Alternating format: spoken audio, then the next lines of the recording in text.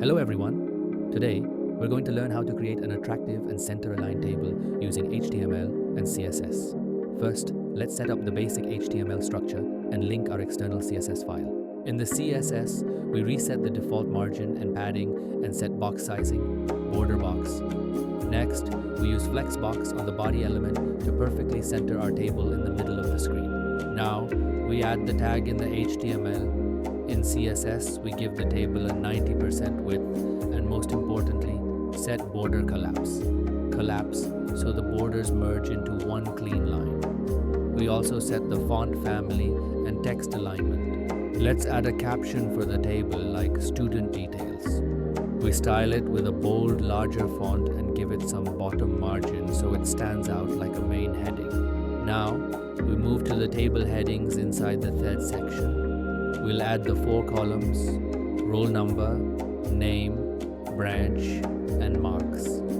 In the CSS, we style these TH elements by giving them a simple border, good padding for spacing, an appealing green background color, and white text to make the header stand out clearly.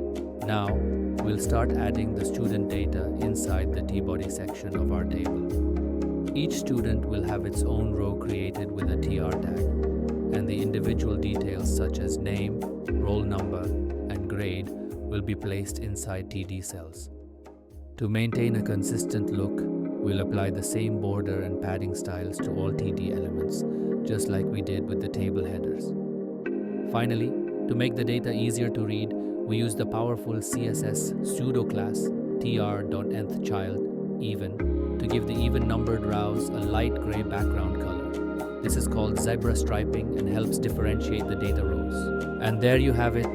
Our HTML table is fully styled. If you liked the video, please subscribe to the channel and like the video. For any doubts, please ask in the comment section.